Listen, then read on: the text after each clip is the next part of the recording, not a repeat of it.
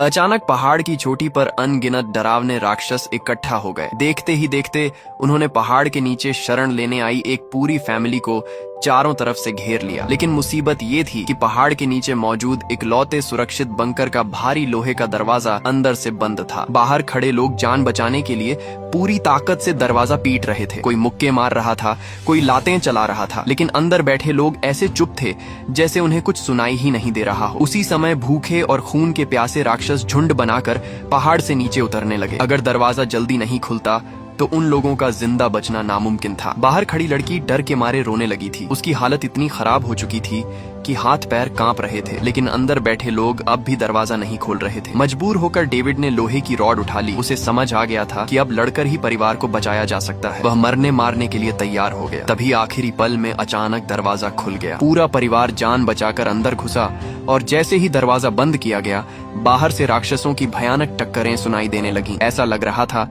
जैसे वो किसी भी पल दरवाजा तोड़ देंगे। हालांकि परिवार फिलहाल बच चुका था, लेकिन असली डरावना सफर तो अब शुरू हुआ था, क्योंकि ऐसे खूंखार राक्षस इस समय पूरी दुनिया पर कब्जा कर चुके थे। सबसे हैरान करने वाली बात ये थी कि ये राक्षस कहीं आसमान से नहीं आए थे, बल्कि इंसानों ने खुद इन्हें धरती के 10,000 मीटर नीचे से बाहर निकाला था। ये कहानी शुरू होती है 15 साल पहले, जब एक बड़ी जियोलॉजिकल कंपनी धरती के भीतर गहरी ड्रिलिंग कर रही थी। ड्रिल मशीन लगातार नीचे जाती जा रही थी और जब गहराई लगभग 10,000 मीटर तक पहुंची, तभी कंट्रोल रूम की स्क्रीन पर अजीब गड़बड़ी दिखाई देने लगी। वहां मौजूद सभी कर्मचारियों ने एक बेहद डरावनी और अजीब आवाज सुनी, जिसे सुनकर सबकी रूह कांप उठी। वैज्ञानिकों ने सोचा शायद मशीन किसी चट्टान में फंस गई है, इसीलिए उन्होंने ड्रिल को और 300 मीटर नीचे धकेल दिया। लेकिन अचानक ड्रिल पूरी तरह अटक गई। जब कैमरे की फुटेज चेक की गई तो सबके होश उड़ गए। स्क्रीन में कुछ अजीब और अनजान जीव ड्रिल पाइप के सहारे ऊपर चढ़ते दिखाई दे रहे थे। टेक्नीशियन ने कैमरा झूम किया, लेकिन कोई भी समझ नहीं पाया कि आखिर ये कौन सी प्रजाति है। वहां मौजूद अनुभवी इंजीनियर तक डर गए, क्योंकि इतनी गहराई में किसी जीव का होना नामुमकिन माना जाता था। सच्चाई जानने के लिए एक कर्मचारी बाहर जाकर मशीन चेक करने लगा, लेकिन तभी अचानक कौवे जैसे दिखने वाले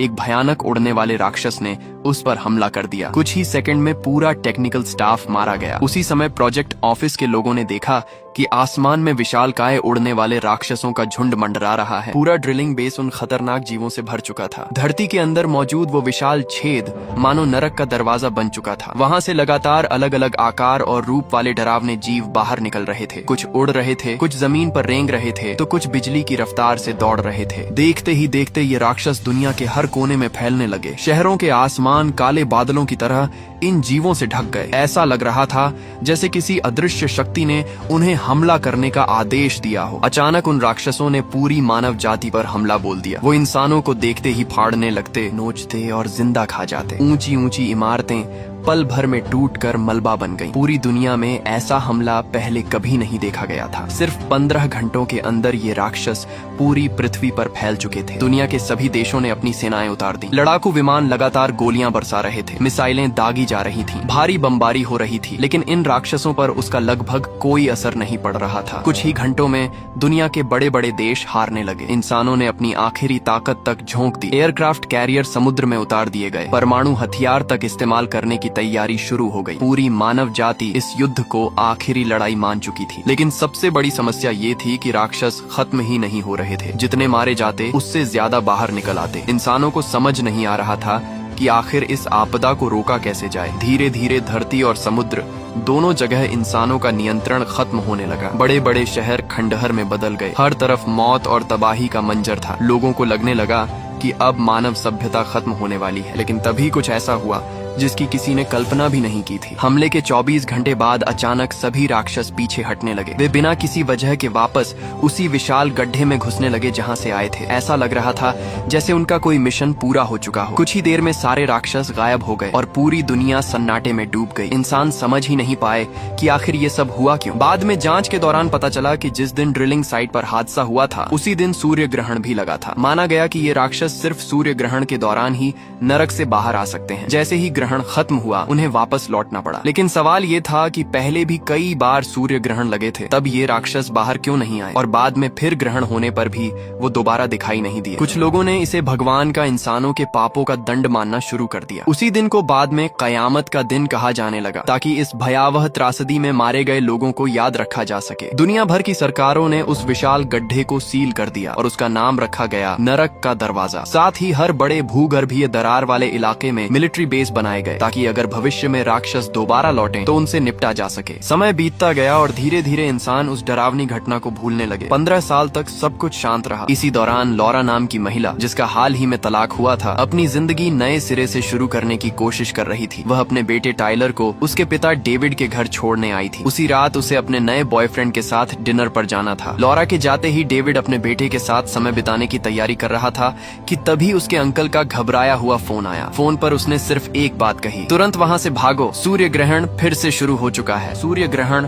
एक बार फिर लौटने वाला था। इसी खतरे को देखते हुए डेविड के अंकल ने तुरंत उसे फोन करके चेतावनी दी और कहा कि वह अपने बेटे को लेकर जल्दी से उनके घर पहुंच जाए। पहले कयामत वाले दिन के बाद से ही उसके अंकल हमेशा तैयार रहते थे, क्योंकि उन्होंने अपनी आंखों से वो तबाही देखी थी और जानते थे कि जिंदगी दोबारा मौका नहीं देती। धीरे धीरे पूरी दुनिया में अजीब और डरावने संकेत दिखाई देने लगे। सबसे पहले कई सुरक्षा ठिकानों के आसपास अचानक तेज भूकंप आने लगे। फिर मेक्सिको की खाड़ी के किनारों पर हजारों समुद्री जीव मरे हुए पाए गए। हर तरफ बस एक ही चर्चा थी कि 24 घंटे बाद मानव जाति पर फिर वही विनाश टूटने वाला है। 15 साल पहले जैसे नरक के राक्षस धरती पर आए थे, वैसे ही इस बार भी दूसरी दुनिया के राक्षस दोबारा हमला करने वाले थे। फर्क बस इतना था कि इस बार इंसान पहले से तैयार थे। जगह जगह बड़े बड़े बंकर और शेल्टर बनाए जा चुके थे। टीवी और न्यूज चैनलों पर लगातार लोगों को चेतावनी दी जा रही थी कि जल्द से जल्द सुरक्षित जगहों पर पहुंच जाएं। डेविड की एक्स वाइफ लॉरा को भी खबर मिल गई। उसने तुरंत डेविड को फोन किया और कहा कि वह टाइलर को लेकर जल्दी उसके पास पहुंच जाए। लॉरा के नए बॉयफ्रेंड ने अपने संपर्कों की मदद से शेल्टर में जगह बुक करवा ली थी। किसी को यकीन नहीं था कि राक्षस सच में लौटेंगे या नहीं, लेकिन ग्रहण खत्म होने तक सुरक्षित रहना ही सबसे समझदारी की बात थी। डेविड जैसे ही बेटे को ये सब बताने गया, उसे पता चला कि टाइलर घर पर ही नहीं है। दरअसल हाल ही में उसकी एक गर्लफ्रेंड बनी थी और इस समय दोनों खुले पार्क में लेटे आसमान देख रहे थे। लड़की डरते हुए कह रही थी कि अगर सच में राक्षस वापस आ गए तो शायद वो इतनी कम उम्र में मर जाएगी। लेकिन उसकी बात पूरी भी नहीं हुई थी कि अचानक आसमान में हजारों पक्षियों की डरावनी आवाज गूंजने लगी। दूर दूर तक उड़ते पक्षियों के झुंड पागलों की तरह एक दिशा में भागते दिखाई दे रहे थे। ऐसा लग रहा था जैसे सारे जानवर किसी आने वाली तबाही को पहले ही महसूस कर चुके हों। इसी के साथ पूरे शहर में अफरा तफरी मच गई। लोग जान बचाने के लिए शहर छोड़कर शेल्टर की ओर भागने लगे। हाईवे कुछ ही मिनटों में पूरी तरह जाम हो गए। हर तरफ चीख पुकार मची हुई थी। उसी समय डेविड भी बेटे को खोजते हुए इधर उधर भटक रहा था। उसने आसमान में उड़ते पक्षियों का अजीब व्यवहार देखा और समझ गया कि खतरा बहुत करीब आ चुका है। तभी लॉरा ने मोबाइल लोकेशन भेजी। उसने फोन ट्रैक करके टाइलर की लोकेशन ढूंढ ली थी और डेविड को तुरंत वहां पहुंचने को कहा। लॉरा और उसका नया बॉयफ्रेंड भी उन्हें लेने के लिए निकल चुके थे। अमीर और प्रभावशाली लोग तो सुरक्षित शेल्टर में जगह पा सकते थे, लेकिन आम लोग सिर्फ किस्मत के भरोसे थे। सबसे डरावनी बात ये थी कि सूर्य ग्रहण अब भी शुरू भी नहीं हुआ था, लेकिन ड्रिलिंग डिफेंस बेस पर नरक का पहला राक्षस पहले ही पहुंच चुका था। वो किसी खूंखार नरक के कुत्ते जैसा दिखता था, जिसके पूरे शरीर पर नुकीली हड्डियां निकली हुई थी। एक बदकिस्मत सैनिक को उसने कोने में घेर लिया और बेरहमी से जिंदा खा गया। सैनिकों ने उस पर गोलियां चलाईं, लेकिन उसका कुछ नहीं बिगड़ा, उल्टा वह और ज्यादा हिंसक हो गया। उधर शहर की हालत बेकाबू हो चुकी थी। जानवर झुंड बनाकर शहर छोड़ रहे थे। बिल्कुल वही नजारा था जो 15 साल पहले पहली तबाही के समय दिखाई दिया था। आखिरकार डेविड को टाइलर पार्क में मिल गया। बेटे को देखते ही उसने राहत की सांस ली और उसे कसकर गले लगा लिया। तभी पूरे शहर में इमरजेंसी सायरन बज उठे। विनाश की चेतावनी दी जा चुकी थी। डेविड ने बिना देर किए बेटे और उसकी गर्लफ्रेंड को साथ लिया और वहाँ से निकल पड़ा। उसी समय लॉरा भी अपने बॉयफ्रेंड के साथ वहाँ पहुँच गई। अब पूरा परिवार एक साथ था और सभी तेजी से शेल्टर की ओर भागने लगे। लेकिन हर किसी की किस्मत इतनी अच्छी नहीं थी। हजारों लोग सड़कों पर बिना दिशा के भाग रहे थे। सबसे अजीब बात ये थी कि जहां पूरी दुनिया मौत से डर रही थी, वहीं कुछ लोग अजीब कपड़े पहनकर इन राक्षसों की पूजा कर रहे थे। उन्हें लगता था कि ये प्रलय कोई पवित्र घटना है। काफी मुश्किलों के बाद जब डेविड और उसका परिवार शेल्टर पहुंचे तो वहां मौजूद गार्ड्स ने उन्हें रोक दिया। शेल्टर पूरी तरह भर चुका था। अब सिर्फ महिलाओं और बच्चों को अंदर जाने दिया जा रहा था। सभी वयस्क पुरुषों को बाहर ही छोड़ दिया जा रहा था। ये सुनकर सबके होश उड़ गए। शुरुआत में डेविड ने फैसला किया कि लॉरा बच्चों को लेकर अंदर चली जाए, लेकिन टाइलर अपने पिता को अकेला छोड़ने को तैयार नहीं था। वह अचानक वापस बाहर आ गया। भले ही डेविड और लॉरा का तलाक हो चुका था, लेकिन मुश्किल की इस घड़ी में वे अब भी एक परिवार थे। उन्होंने तय किया कि अगर मरना भी पड़ा तो साथ मरेंगे। आखिरकार डेविड ने फैसला किया कि वे शेल्टर छोड़ देंगे और उसके अंकल के घर जाएंगे, जो रेगिस्तान में था। उसके अंकल ने अपना घर पहले से मजबूत बना रखा था ताकि राक्षसों से बचा जा सके, लेकिन वहां तक पहुंचना आसान नहीं था। सड़कें पूरी तरह जाम थीं। लोग अपनी गाड़ियां छोड़कर भाग रहे थे। तभी अचानक जमीन जोर जोर से कांपने लगी। आसमान में धीरे धीरे सूर्य ग्रहण शुरू हो चुका था। उसी पल धरती के अंदर मौजूद विशाल गड्ढों से राक्षसों की फौज फिर बाहर निकलने लगी। हजारों उड़ने वाले राक्षस और 4 पैरों पर दौड़ने वाले दानव ऐसे बाहर निकल रहे थे जैसे किसी ने नरक का दरवाजा पूरी तरह खोल दिया हो। कुछ ही सेकंड में आसमान काला पड़ गया। ऐसा लग रहा था जैसे सूरज को किसी ने निगल लिया हो। पूरे शहर के ऊपर राक्षस मंडराने लगे। डेविड समझ गया कि अब 1 सेकंड रुकना भी मौत को बुलाने जैसा है। उसने तुरंत शहर छोड़ने का फैसला किया। उसे एक गुप्त रास्ता पता था, इसलिए वह खुद गाड़ी चलाना चाहता था। लेकिन तभी लॉरा का नया बॉयफ्रेंड उससे बहस करने लगा। वह कह रहा था कि गाड़ी उसकी है, इसलिए वही ड्राइव करेगा। दोनों के बीच जोरदार बहस चल ही रही थी कि तभी अचानक आसमान से एक विशाल पक्षी जैसा राक्षस नीचे झपटा और लॉरा के बॉयफ्रेंड को ऐसे उठा ले गया जैसे कोई चील छोटे बच्चे को उठा ले जाती है। अगले ही पल पूरा शहर चीखों से गूंज उठा। राक्षसों ने खुलकर हमला शुरू कर दिया था। लोग आसमान में उठाकर फेंके जा रहे थे। हर तरफ खून और मौत का मंजर था। डेविड बुरी तरह डर गया, लेकिन उसने हिम्मत नहीं हारी। उसने तुरंत लॉरा, टाइलर और बाकी सबको गाड़ी में बैठाया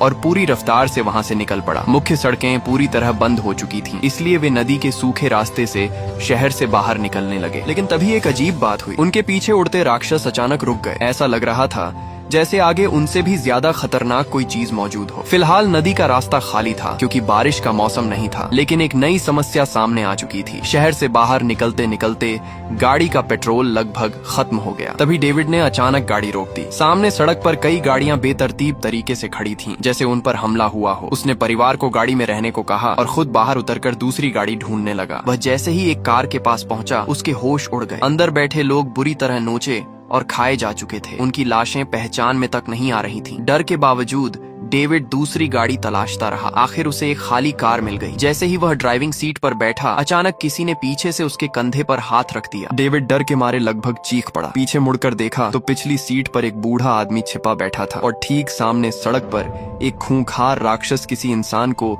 जिंदा नोच नोच कर खा रहा था। डेविड ने बूढ़े आदमी के इशारे की तरफ देखा तो उसके होश उड़ गए। सामने एक विशालकाय बैल जैसे सिर वाला राक्षस उनकी तरफ बढ़ता चला आ रहा था। उसका शरीर इंसान से कई गुना बड़ा था और उसके मुंह से खून टपक रहा था। दोनों तुरंत सीट के नीचे झुक गए और सांस रोककर ऐसे पड़े रहे जैसे गाड़ी में कोई हो ही नहीं। वे जरा सी आवाज करने की हिम्मत भी नहीं जुटा पा रहे थे। किस्मत अच्छी थी कि वो राक्षस गाड़ी के बिल्कुल पास से निकल गया, लेकिन उसने अंदर छिपे इंसानों को नहीं देखा। हालांकि खतरा अब भी टला नहीं था। वो बैल राक्षस अचानक मुड़ा और गाड़ी की दूसरी तरफ जाकर जमीन पर पड़ी लाशों को नोच नोच कर खाने लगा। उसकी डरावनी आवाज और हड्डियां चबाने की खौफनाक आवाज सुनकर गाड़ी में छिपे दोनों लोगों की हालत खराब हो गई। डेविड अब और इंतजार नहीं कर सकता था। उसने धीरे धीरे गाड़ी स्टार्ट करने की कोशिश की ताकि परिवार तक वापस पहुंच सके। जैसे ही उसने हल्की सी हरकत की, राक्षस सतर्क हो गया। उसने सिर उठाकर इधर उधर देखना शुरू कर दिया, लेकिन शायद उसे कुछ समझ नहीं आया और वह फिर से लाश खाने में लग गया। मौका देखकर डेविड धीरे धीरे गाड़ी पीछे करने लगा। उसने परिवार को इशारा किया कि जल्दी से गाड़ी में बैठ जाएं, लेकिन जैसे ही कार का दरवाजा खुला, बैल राक्षस की नजर सीधे उन पर पड़ गई। अचानक इंसान और राक्षस की आंखें आमने सामने टकरा गईं। कुछ पल के लिए पूरा माहौल जम सा गया। उसी वक्त पीछे बैठे बूढ़े आदमी ने हिम्मत दिखाई। उसने बाकी लोगों को गाड़ी में बैठने का मौका देने के लिए खुद आगे बढ़कर राक्षस का ध्यान भटकाने की कोशिश की। बूढ़ा आदमी जेब से नमक निकालकर राक्षस पर फेंकने लगा। शायद उसे लगता था कि ये दानव नमक से डरते हैं। कुछ सेकंड के लिए ऐसा लगा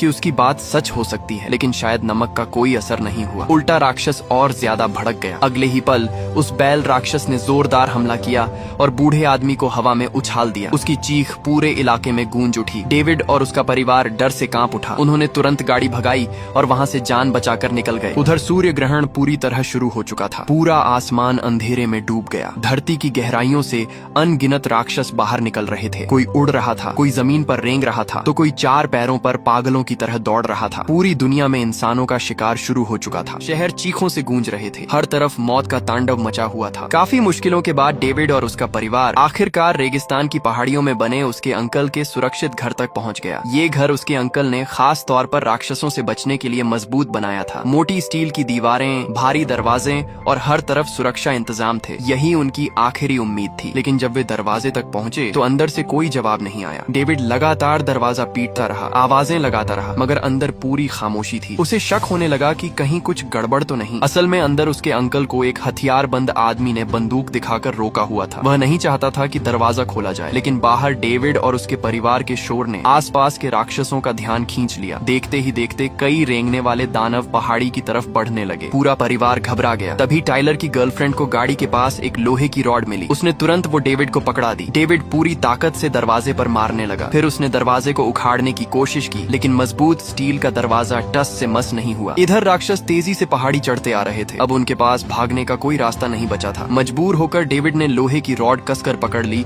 और परिवार की रक्षा के लिए मरने तक लड़ने को तैयार हो गया। लेकिन तभी आखिरी सेकंड में दरवाजा खुल गया। पूरा परिवार बिजली की तेजी से अंदर घुसा और दरवाजा बंद होते ही राक्षस बाहर टकराने लगे। वे मौत के मुंह से बाल बाल बच गए थे। अंदर आते ही सबने राहत की सांस ली। डर से कांपते हुए उन्होंने अंकल और आंटी को गले लगाया। लेकिन तभी डेविड की नजर कमरे में बैठे एक अनजान सैनिक पर पड़ी। उसके चेहरे पर अजीब सी कठोरता थी और कमर पर पिस्तौल बंधी हुई थी। साफ था कि अभी थोड़ी देर पहले वही आदमी बंदूक दिखाकर अंकल को दरवाजा खोलने से रोक रहा था। अंकल ने जल्दी से माहौल संभालते हुए बताया कि वह सैनिक भी जान बचाकर यहाँ पहुंचा है और उन्होंने इंसानियत के नाते उसे शरण दी है। लेकिन डेविड को उस आदमी पर भरोसा नहीं हुआ। उसकी आंखों में कुछ अजीब था। डेविड समझ गया कि कभी कभी इंसान राक्षसों से भी ज्यादा खतरनाक हो सकते हैं। माहौल इतना तनावपूर्ण हो चुका था कि किसी को समझ नहीं आ रहा था क्या बोले। तभी अंकल ने बात बदलते हुए कहा कि सब लोग खाना खा लें और थोड़ा आराम करें। बाहर लगे कैमरों में साफ दिखाई दे रहा था कि राक्षस लगातार दरवाजा तोड़ने की कोशिश कर रहे हैं। रात के खाने के दौरान भी किसी का खाने में मन नहीं लग रहा था। बाहर मौत मंडरा रही थी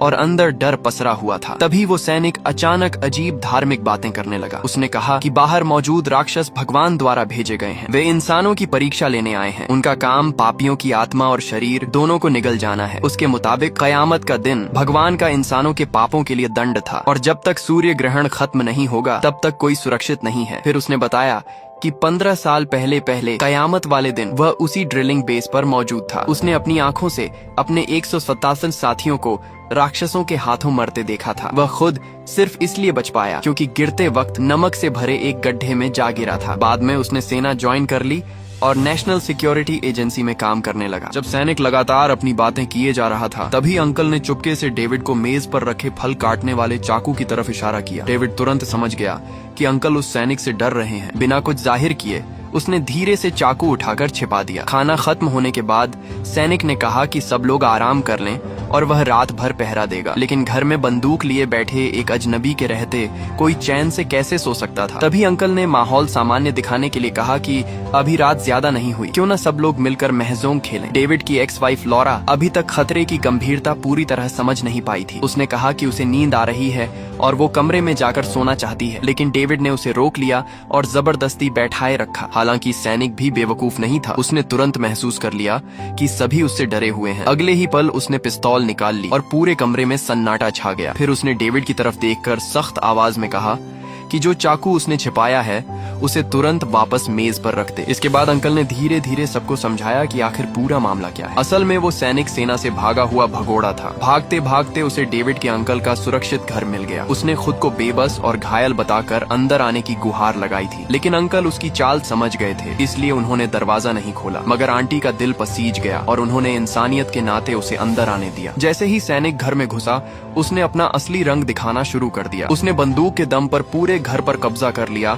और अंकल आंटी को अपनी बात मानने पर मजबूर कर दिया। यही वजह थी कि जब डेविड और उसका परिवार बाहर मदद के लिए चिल्ला रहे थे तब भी दरवाजा नहीं खोला गया था। सैनिक के मन में गुस्सा भरा हुआ था। उसे लगता था कि अगर अंकल समय पर दरवाजा खोल देते तो उसकी जान खतरे में नहीं पड़ती। इसीलिए अब वह एहसान मानने के बजाय उन्हीं लोगों को डरा कर रख रहा था जिन्होंने उसे शरण दी थी। हालांकि डेविड जानता था कि इस समय बंदूक उसी के हाथ में है, इसलिए उसने माहौल शांत रखने की कोशिश की। वह सैनिक को समझाने लगा कि अगर सब मिलकर रहें तो शायद इस भयावह रात को पार किया जा सकता है। लेकिन तभी अचानक डेविड के बेटे टाइलर को कुछ अजीब महसूस हुआ। अभी तक बाहर लगातार राक्षसों की डरावनी आवाजें आ रही थीं, लेकिन अब अचानक सब कुछ शांत हो चुका था। इतनी खामोशी थी कि किसी की सांसों की आवाज तक सुनाई दे रही थी। पूरे कमरे में डर फैल गया। अचानक वेंटिलेशन के रास्ते एक लंबा सांप जैसा डरावना जीव अंदर घुस आया। उसने आते ही सबसे पास बैठी आंटी के हाथ पर काट लिया। आंटी दर्द से चीख उठी। अंकल ने तुरंत हिम्मत दिखाते हुए उस जीव को पकड़कर जमीन पर दे मारा। उसी मौके का फायदा उठाकर डेविड ने सैनिक को धक्का दिया, उसकी बंदूक छीन ली और उस सांप जैसे राक्षस पर गोलियां चलाने लगा। लेकिन वो जीव बेहद तेज था। वह दीवारों पर टेढ़ा मेढ़ा रेंगते हुए इतनी तेजी से घूम रहा था कि निशाना लगाना मुश्किल हो गया। कुछ ही सेकंड में वो डेविड के ऊपर झपटने वाला था कि तभी डेविड ने हिम्मत दिखाकर पास पड़ा बड़ा चाकू उठाया और एक ही वार में उस राक्षस को 2 टुकड़ों में काट दिया। खतरा फिलहाल टल चुका था, लेकिन अब हालात और खराब हो गए थे। सैनिक को बांधकर कैदी बना लिया गया। उधर आंटी की हालत तेजी से बिगड़ने लगी। सांप जैसे राक्षस के काटने से जहर या संक्रमण पूरे शरीर में फैलता दिखाई दे रहा था। अगर जल्दी इलाज नहीं मिला तो उनकी जान जा सकती थी। डेविड ने कैमरों में बाहर का हाल देखा तो उसका खून जम गया। पूरा सुरक्षित घर राक्षसों से घिर चुका था और उनमें वही विशाल बैल राक्षस भी मौजूद था। वह बार बार भारी दरवाजे पर टक्कर मार रहा था। साफ था कि ये सुरक्षा ज्यादा देर टिकने वाली नहीं। सूर्य ग्रहण खत्म होने में अभी 8 घंटे बाकी थे। इतनी देर तक वहाँ टिके रहना लगभग नामुमकिन था। उनके पास न पर्याप्त हथियार थे न ताकत, लेकिन बाहर निकलना भी मौत को दावत देने जैसा था। तभी बंधा हुआ सैनिक अचानक बोला। उसने बताया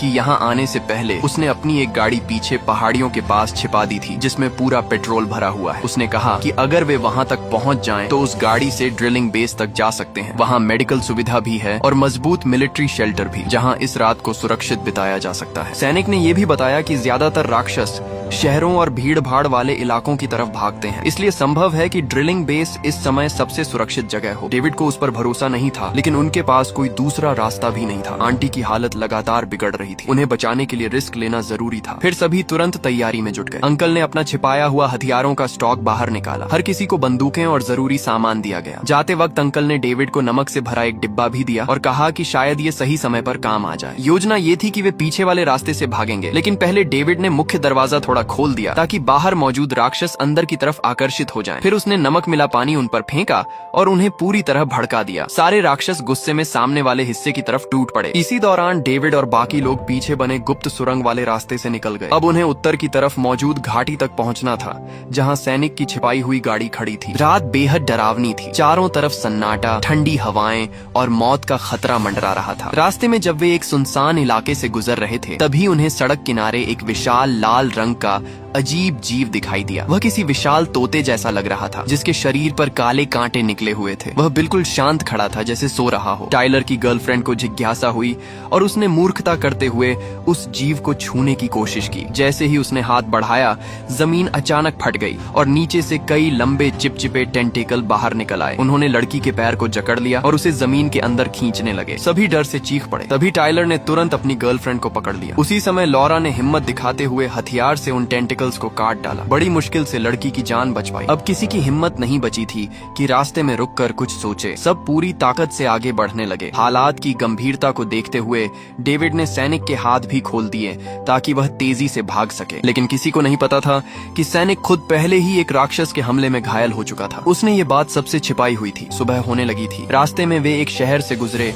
जो पूरी तरह बर्बाद हो चुका था। हर तरफ धुआं, टूटी इमारतें और लाशें बिखरी पड़ी थीं। साफ था कि वहाँ भी राक्षसों ने कत्लेआम किया था, लेकिन अब किसी में रुककर दुख मनाने की ताकत नहीं थी। कुछ देर बाद आखिरकार उन्हें सड़क किनारे सैनिक की गाड़ी दिखाई दे गई। सब तेजी से उसमें बैठ गए, लेकिन गाड़ी स्टार्ट होने से पहले ही दूर से राक्षसों के झुंड की आवाजें आने लगीं। वे उनकी तरफ तेजी से बढ़ रहे थे। उधर आंटी की हालत बेहद खराब हो चुकी थी। उनके शरीर पर फैलता संक्रमण अब साफ दिखाई देने लगा था। उनकी आंखें धुंधली और डरावनी हो रही थीं। उन्हें खुद महसूस हो गया था कि वे धीरे धीरे किसी राक्षस में बदल रही हैं। अचानक उन्होंने अपने पति के हाथ से बंदूक छीनी और गाड़ी से नीचे उतर गईं। ऐसा लग रहा था जैसे वे खुद को खत्म कर देना चाहती हों। उनकी आंखों में इंसानियत की आखिरी झलक बाकी थी। सभी समझ चुके थे कि संक्रमण अब उन्हें पूरी तरह बदल देगा। अंकल रोते हुए उन्हें रोकने लगे। उन्होंने बंदूक वापस छीन ली, क्योंकि वे अपनी पत्नी को अपने हाथों मरने नहीं देना चाहते थे। लेकिन आंटी समझ चुकी थीं कि अब उनका इंसान बने रहना मुश्किल है। वह नहीं चाहती थीं कि बाद में खुद एक राक्षस बनकर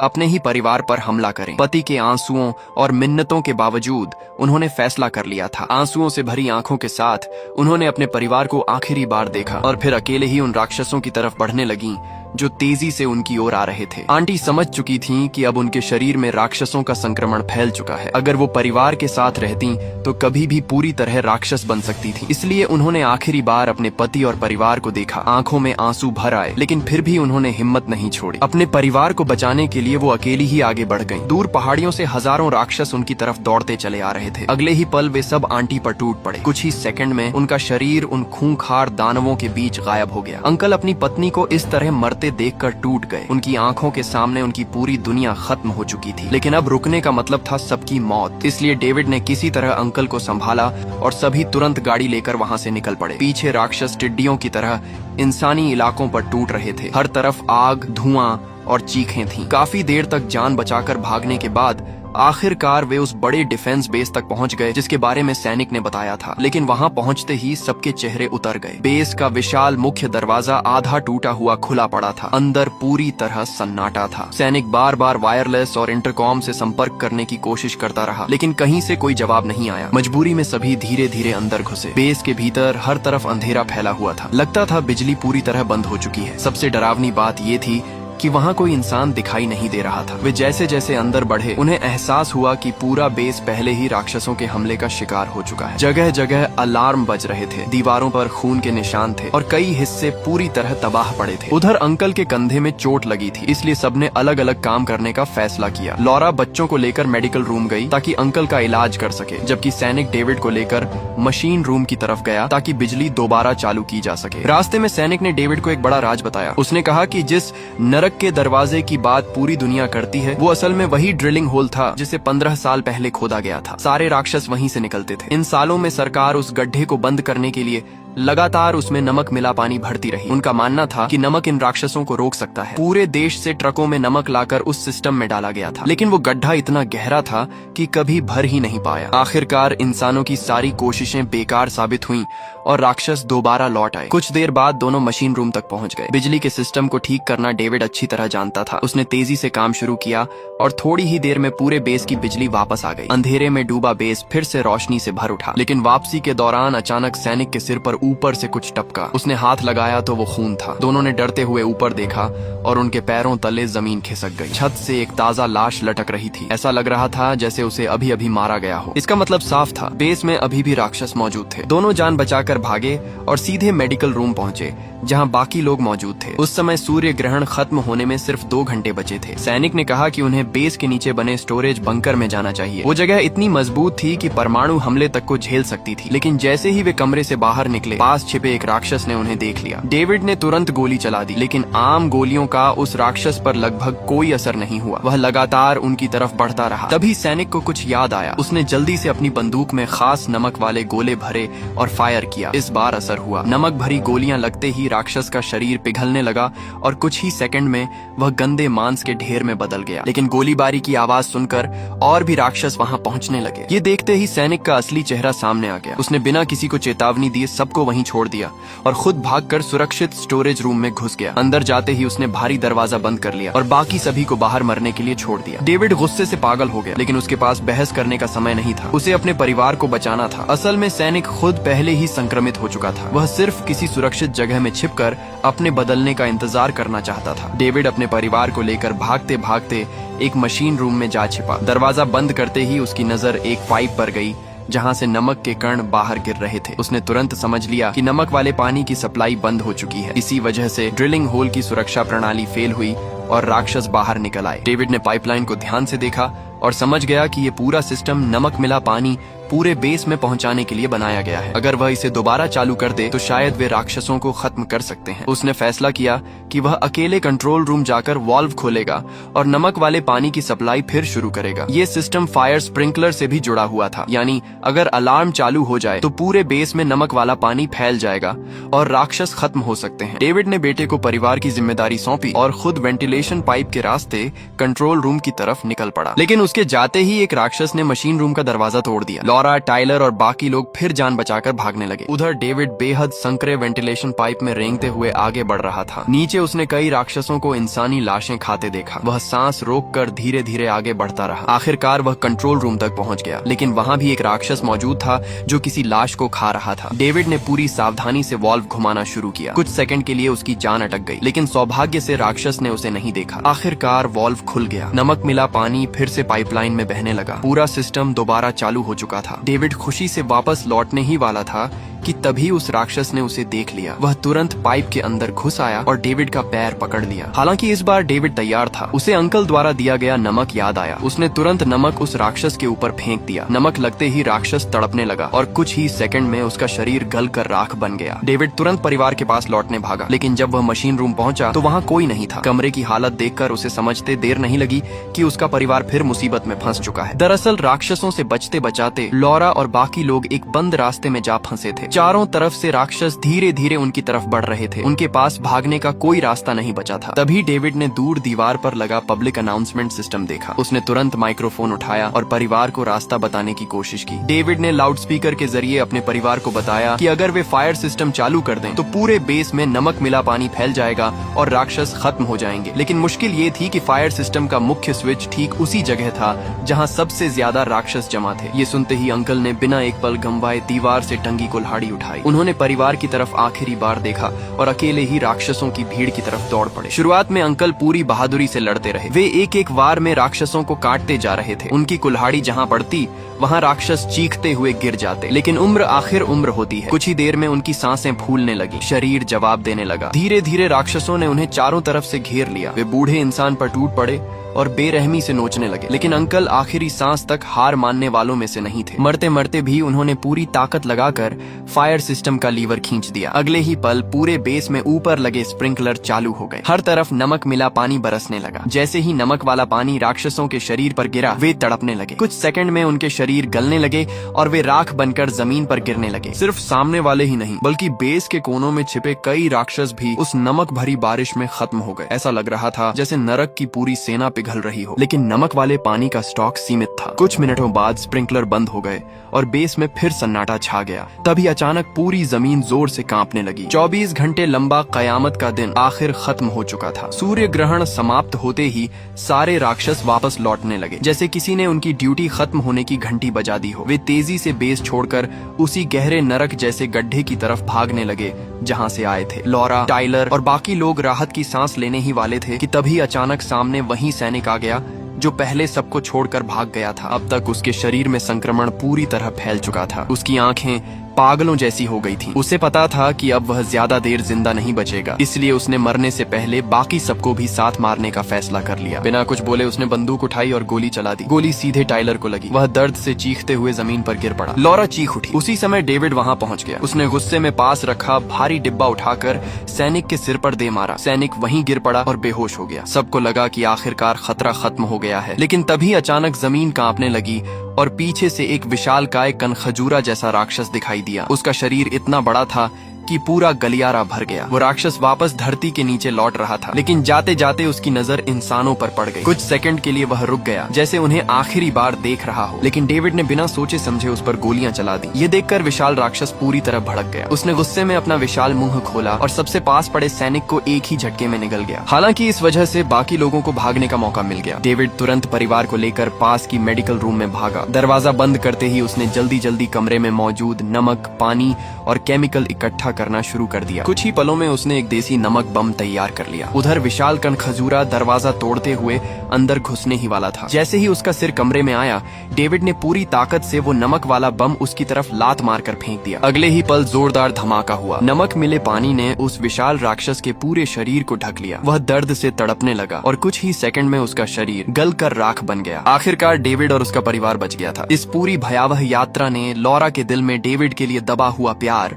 फिर जगा दिया। लिया। उसने देखा कि कैसे डेविड हर हाल में परिवार को बचाने के लिए लड़ता रहा। मौत के इतने करीब पहुंचकर दोनों को एहसास हुआ कि वे अब भी एक दूसरे से प्यार करते हैं। जब वे बेस से बाहर निकले तब तक आसमान साफ हो चुका था। राक्षस गायब थे। पूरी दुनिया में फिर से शांति लौटती दिखाई दे रही थी। हालांकि दूसरी कयामत ने दुनिया को एक बार फिर बर्बाद कर दिया था। शहर तबाह हो चुके थे और इंसानों को दोबारा सब कुछ बनाना था। लेकिन इस बार इंसान डर कर बैठने वाले नहीं थे। दुनिया भर की सरकारों ने मिलकर घोषणा की कि अगर नरक के ये राक्षस दोबारा लौटे तो इंसान आखिरी सांस तक लड़ेंगे। वे कभी हार नहीं मानेंगे। फिल्म का अंत पूरी तरह खुला छोड़ा गया है। अब आगे क्या होगा? क्या राक्षस फिर लौटेंगे? क्या अगली बार इंसान जीत पाएंगे? ये सब दर्शकों की सोच और कल्पना पर छोड़ दिया गया है।